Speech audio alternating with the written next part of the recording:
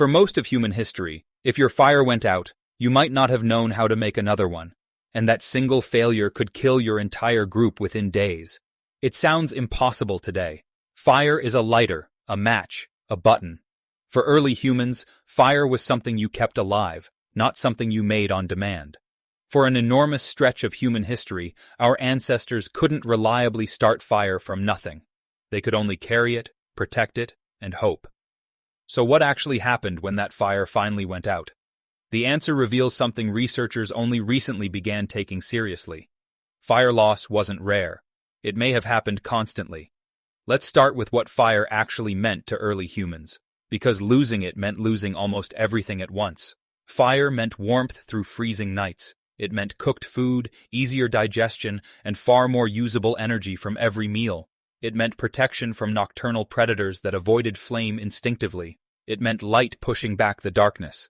It meant a gathering point for the whole group, for talking, teaching, and simply being human together. Now take all of that away, all at once, in the middle of an ordinary night.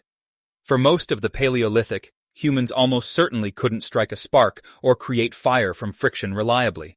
That technology, deliberate fire starting, came remarkably late in our evolutionary story, hundreds of thousands of years after fire was first used. Before that point, fire wasn't invented. It was captured, from lightning strikes, wildfires, or volcanic activity. Once captured, it had to be kept alive constantly, fed, tended, protected from rain, wind, and simple human carelessness. Which means an extinguished fire wasn't a minor inconvenience. It was potentially a one-way door. Archaeologists studying European cave sites have found something strange: long gaps in evidence of fire use, stretching for thousands of years at a time. Researcher Will Robrooks and colleagues proposed a striking explanation. Neanderthals may have used fire only when they had it, not whenever they wanted it. Some sites show clear, repeated fire use. Others, occupied by the same groups, show none at all. That inconsistency makes far more sense if fire had to be found, not made. And sometimes, it simply couldn't be found in time. So picture the moment it actually happens. A storm rolls in overnight, rain finally overwhelming a poorly sheltered flame. Or a careless night, embers left untended just long enough to die completely in the cold. Or a long, difficult journey, moving camp faster than anyone could safely carry a burning ember. Whatever the cause, the group wakes to the same brutal reality. No flame, no coals, no warmth. The first consequence was immediate and physical: body temperature. Without fire, cold nights became genuinely dangerous again. In colder climates, especially during Ice Age winters, a single unprotected night could edge a person toward hypothermia. The obvious solution: huddle together, share body heat, press into whatever shelter existed. But shared warmth had limits. It bought time. It didn't replace what fire actually provided. The second consequence hit the stomach. No fire meant no cooked food, and human bodies had already adapted to expect it. Our digestive systems evolved around cooked calories. Raw food alone delivers meaningfully less usable energy per meal. For a short stretch, this was uncomfortable but survivable. Extended over days, it became a real biological cost. Certain foods became genuinely riskier too. Raw meat carried a higher chance of parasites and bacterial illness without heat to neutralize it.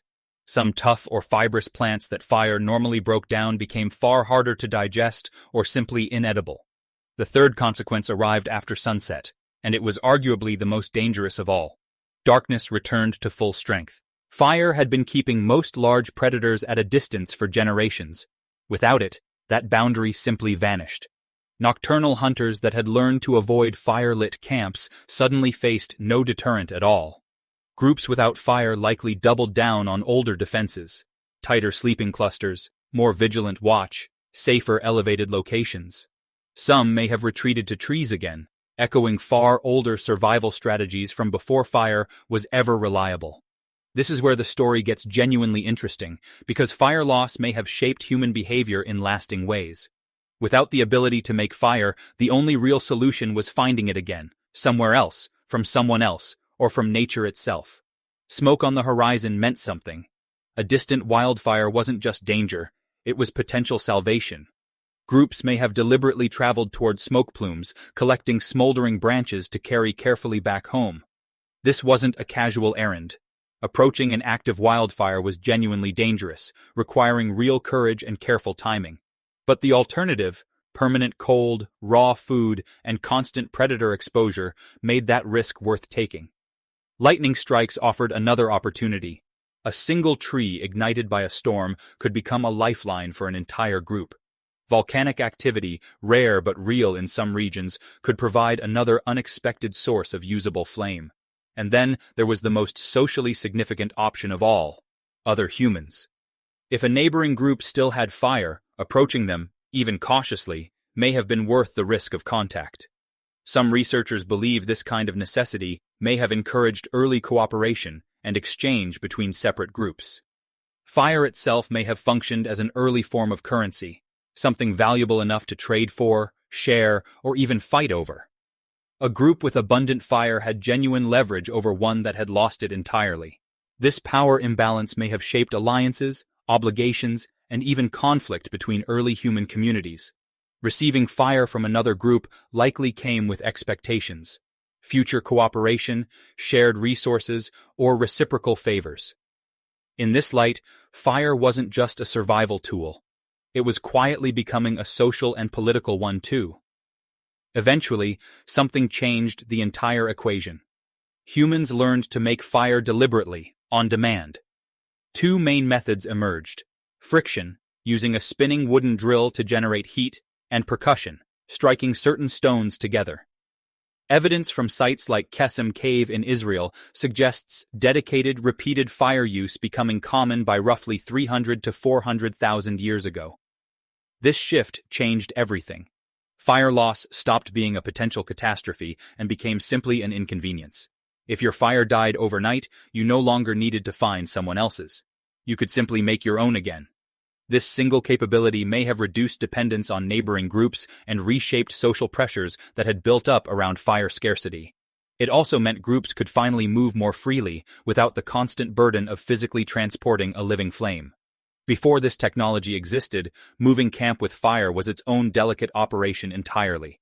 Embers were often carried inside smoldering wood, wrapped in bark, moss, or other insulating material to keep them alive during travel. Even with this method, travel over difficult terrain, water crossings, or long distances could still extinguish a carried ember entirely. Rain remained one of the most persistent threats throughout this entire era, regardless of preparation. Even well-tended fires could be extinguished by a sudden downpour a shelter simply wasn't built to handle. This is likely why so many early human groups clustered heavily around naturally sheltered locations: caves, overhangs, dense tree cover. Protecting fire from weather wasn't a minor task. It may have directly influenced where entire communities chose to settle. Some researchers suggest this pressure even encouraged some of the earliest deliberate shelter-building efforts. A better shelter meant a more reliable fire. A more reliable fire meant a fundamentally safer group. Once fire-starting technology spread, these pressures eased considerably, but the underlying instincts they created didn't simply disappear. Even today, humans show a deep, almost automatic anxiety around losing fire, light, or power unexpectedly. Think about how unsettling a blackout feels, even in a modern home with backup options readily available. That instinctive discomfort may be an echo of a time when losing your only light source carried genuine life-or-death stakes. Modern camping culture still carries fragments of this ancient anxiety too. The near-obsessive checking that a fire is properly out or properly lit. Survival experts still teach fire starting as one of the most fundamental outdoor skills, regardless of matches or lighters being readily available. There's something deeply symbolic in that persistence, as if some part of us still remembers exactly what was once at stake. Returning to the deep past, the archaeological gaps in fire evidence tell a genuinely humbling story about resilience. Groups lost fire. They adapted, endured cold nights, ate raw food, and stayed more vigilant against predators. Then, eventually, they found it again, through wildfire, lightning, or contact with another group entirely. This cycle likely repeated countless times across hundreds of thousands of years, long before fire-starting technology made it obsolete. Each cycle carried real risk. Not every group necessarily survived the gap between losing fire and finding it again. This may partly explain why fire management became such a deeply serious cultural responsibility across countless human societies.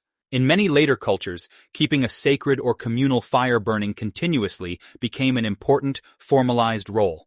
Some ancient traditions even treated an accidentally extinguished communal fire as a serious, almost spiritual failure. That level of seriousness makes far more sense once you understand what fire loss once genuinely meant for survival. It wasn't superstition without reason. It was cultural memory, encoding a real and ancient survival lesson. Even the phrase, keeping the home fires burning, carries a much older, more literal weight than most people realize. For most of human history, that phrase wasn't sentimental. It was a genuine, constant responsibility. Fire wasn't just a tool early humans used. For a very long time, it was something fragile they had to actively protect. The moment humans learned to create it reliably marks one of the quietest, most important turning points in our entire history. It reduced vulnerability, it reshaped mobility, it changed how groups interacted with each other entirely. And it removed one of the most persistent existential threats our ancestors had faced for hundreds of thousands of years. So what actually happened when early humans ran out of fire? Sometimes they simply endured it, colder and more vulnerable, until fire returned. Sometimes they traveled towards smoke on the horizon, risking real danger for a single glowing branch.